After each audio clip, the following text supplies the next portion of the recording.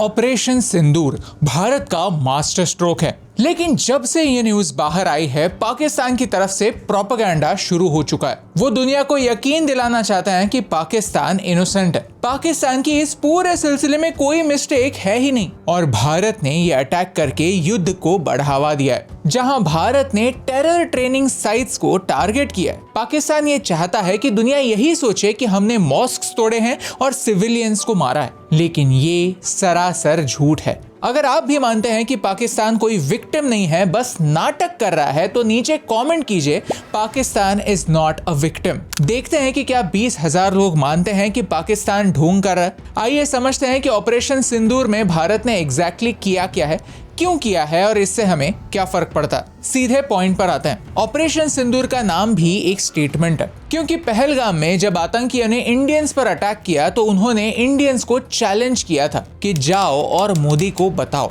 और ऑपरेशन सिंदूर के बाद होने वाले प्रेस ब्रीफिंग को 2 महिला ऑफिसर्स ने एड्रेस किया, कर्नल सोफिया कुरैशी और विंग कमांडर व्योमिका सिंह। भारत ने पूरी दुनिया को बता दिया कि हमारी नारी कोई अबला नारी नहीं है, हम केपेबल है और बहादुरी के साथ हर चैलेंज में खड़े हो सकते हैं। प्लस सेंटर में बैठे हैं विक्रम मिस्री, भारत के फॉरेन सेक्रेटरी, जो खुद एक कश्मीरी पंडित हैं। ये इमेज खुद अपने आप में भारत के रेजिलियंस की निशानी है। जिन आतंकियों ने सोचा था कि वो भारत में हिंदू मुस्लिम दंगे करवाएंगे, वो अपने कब्र में रो रहे होंगे। ये मैप देखिए, भारत ने अपने अटैक साइट्स चुनते समय बड़ी ही सावधानी और रिस्ट्रेंट दिखाया है। हमने ये अश्योर किया है कि कोई भी official Pakistani military sites destroy न हो और तो और कोई सिविलियंस न मारे जाएं। ये मैप देखिए, इस मैप में आप साफ साफ देख सकते हैं कि ये वो एरियाज हैं जो भारत के बॉर्डर्स पर आते हैं। चलो 1 बाय 1 समझते हैं। साइट नंबर 1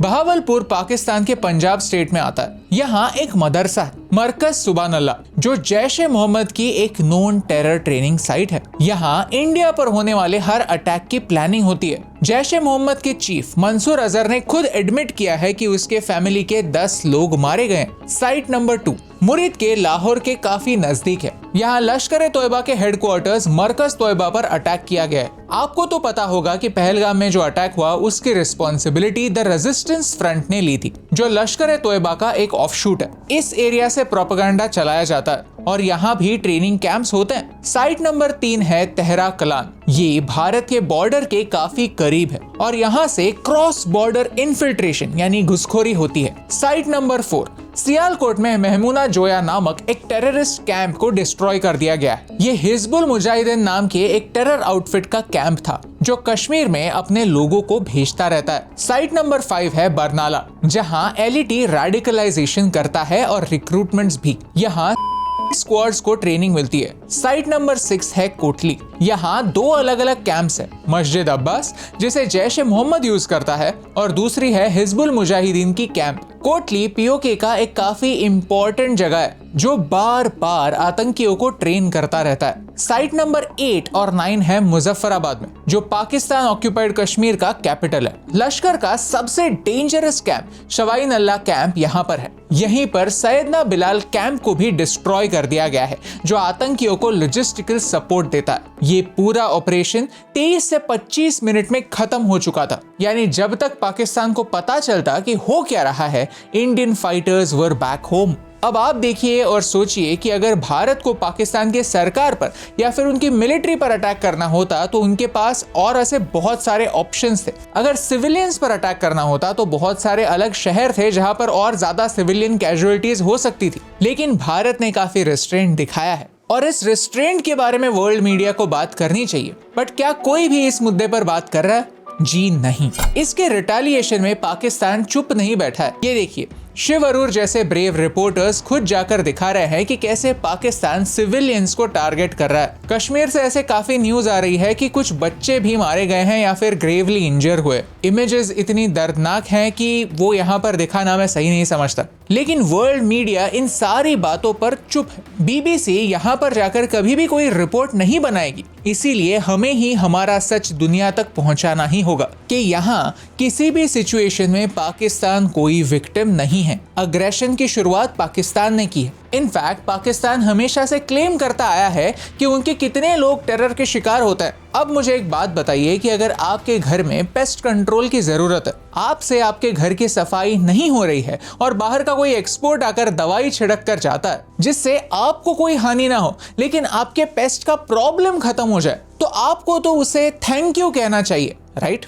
क्योंकि अगर आप खुद टेरर के विक्टिम हैं तो जो कैंप्स डिस्ट्रॉय हुए हैं वो आपके लिए एक प्रॉब्लम थे, लेकिन पाकिस्तान को ये बात समझ ही नहीं आती। अब बात करते हैं प्रोपेगेंडा की। प्रोपेगेंडा फैलाना कोई पाकिस्तान से सीखे। उनकी कुछ नोन टैक्टिक्स हैं। एक तो वो रिटेलिएशन के फॉल्स क्लेम्स करते हैं या फिर पुराने डॉक्टर्ड वीडियो सर्कुलेट करना स्टार्ट कर देते हैं। अक्सर नुकसान दिखाने के लिए गाजा का कोई फुटेज चला देते हैं और बताते हैं कि ये पाकिस्तानी शहर पर हुए स्ट्राइक्स हैं। जब कोई फैक्ट चेक करके बता देता है कि अरे ये फुटेज तो गाजा का है, फिर वो डिनायल में चले जाते हैं। वो कहते हैं कि अब पाकिस्तान में कोई टेररिस्ट इंफ्रास्ट्रक्चर नहीं है, ये तो 1980s की बात है। लेकिन पाकिस्तानी लोगों की मेमोरी इतनी वीक है कि हाल ही में उन्हीं के यहाँ पर उनके मिलिट्री बेस के बगल में उसामा बिन लादेन पाया गया था। ये सारी बातें जानने के बाद भी पाकिस्तान वर्ल्ड मीडिया पर प्रोपेगेंडा कर सकता है। ये उनकी कितनी बड़ी ताकत है, क्योंकि उनके पास झूठ का सहारा है। और किसी ने सच ही कहा है कि जब तक सच चप्पल पहनता है, झूठ दुनिया घूम कर आ जाता है, स्पेशली अगर वो झूठ पाकिस्तान के फेवर में हो तो। और पाकिस्तान का ये झूठ फैलाने के लिए चाइना तो पूरी तरह से सपोर्ट कर ही रहा है। प्रो पाकिस्तानी हैंडल्स पुराने क्रैश प्लेन की फोटो सर्कुलेट कर रहे हैं क्योंकि उन्हें दिखाना है कि उन्होंने भी कुछ एक्शन लिया है। ये सारी क्रैश की खबरें फेक न्यूज हैं और आपको डराने के लिए स्प्रेड हो रही हैं। ये आप याद रखिए। कुछ लोग ऐसे भी फेक न्यूज फैला रहे हैं कि एक इंडियन फायर ब्रिगेड पर अटैक हुआ है, which is also fake. Unverified videos Twitter पर शेयर हो रहे हैं। 5 इंडियन जेट्स को डाउन करने की न्यूज एक फेक न्यूज है जो पाकिस्तान के इन्फो वॉर का हिस्सा है। उनके सो कॉल्ड रेप्यूटेड जर्नलिस्ट भी अनवेरिफाइड क्लेम्स शेयर कर रहे हैं और खुद की ही ट्विटर पर बेइज्जती करवा रहे हैं। लोग वायरल होने के लिए कुछ भी क्लेम कर रहे हैं। पाकिस्तानी मीडिया इस डेलुलू में रहता है कि उन्हें लगता है कि उन्होंने खुद श्रीनगर कॉन्कर कर लिया है और अब वो गजवाए हिंद करने के लिए दिल्ली की ओर बढ़ रहे हैं। उन्हें कौन बताएगा कि सिचुएशन उल्टी है। इस बात को इग्नोर करके कि ये मदरसा और मस्जिद नॉन टेरर ट्रेनिंग ग्राउंड्स थे, देखिए कि पाकिस्तानी एमपी क्या कहते हैं। समझता हूँ कि अगर 24 मिसाइल हम पर मारे गए हैं तो 48 मिसाइल जब तक इंडिया के अंदर नहीं जाएंगे, या तो को डैम गिराएं, अगर डैम नहीं गिरता तो फिर मैं नहीं करना चाहता, लेकिन मुझे अब अनफॉर्चुनेटली बात करनी पड़ रही है कि एक टारगेटेड तरीके से तमाम मसाजिद को निशाना बनाया गया है। तो अगर हमारी मसाजिद शहीद हो सकती हैं तो 2-4 मंदिर भी गिरने चाहिए। चाइना का ग्लोबल टाइम्स ओवर टाइम काम कर रहा है और प्रोपेगेंडा फैला रहा है। कहता है कि 3 फाइटर जेट्स डाउन किए गए हैं। इस प्रोपेगेंडा को काउंटर करने के लिए कई हैंडल्स सही इंफॉर्मेशन फैला रहे हैं। चाइना तो एआई का इस्तेमाल भी दुनिया को इंडिया के अगेंस्ट भड़काने के लिए कर रहा है। उन्होंने इस बात को कंप्लीटली इग्नोर कर दिया है कि पहलगाम में क्या हुआ था, लेकिन वो एयर स्ट्राइक्स को हाईलाइट कर करके बार बार दिखा रहे हैं कि इंडिया ने पहल की है। टर्की भी प्रोपेगेंडा करने में पीछे नहीं है। उनके ट्विटर पेजेस क्लेम कर रहे हैं कि पाकिस्तान ने इंडियन एयरफोर्स के फाइटर जेट्स को गिराया है। वेरएज ये वीडियो रिकॉर्ड करते समय किसी भी इंडियन पायलट के पकड़े जाने की या मिसिंग होने की या फिर मारे जाने की कोई भी खबर आई नहीं है। ऑपरेशन सिंदूर को सपोर्ट किसने किया है? वीडियो बनाते समय इजराइल से स्टेटमेंट आया था that they support India's right to self defence, लेकिन बाकी के सारे देश चुप हैं। कई देशों ने जैसे रशिया, यूएसए, यूके, फ्रांस, उन्होंने बस ये कह दिया है कि एस्केलेशन रुकना चाहिए। यानी सब लोग न्यूट्रल खेल खेल रहे हैं। रशिया भी, क्योंकि उनके लिए भारत जितना इंपॉर्टेंट है उससे ज्यादा चाइना इंपॉर्टेंट है। ये बात हम भूल नहीं सकते। तो इनडायरेक्टली ये लोग तो चाहते हैं कि वॉर हो ताकि हमारी वॉर से वो उनकी इकोनॉमी को बेनिफिट कर पाएं। हमने लास्ट वीडियो में कहा था कि एलाइज भी एक देश के स्ट्रेंथ के इंपॉर्टेंट पिलर्स होते हैं। इसीलिए मिस इन्फॉर्मेशन से लड़ना हर इंडियन की जिम्मेदारी है, क्योंकि इस मिस इन्फॉर्मेशन की वजह से न जाने फॉरेनर्स भारत के बारे में क्या सोचते होंगे। बहुत सारे ऐसे लोग हैं जो पाकिस्तान को इनोसेंट मानते हैं और ये तब तक नहीं रुकेगा जब तक भारत का सच उन तक नहीं पहुंचता,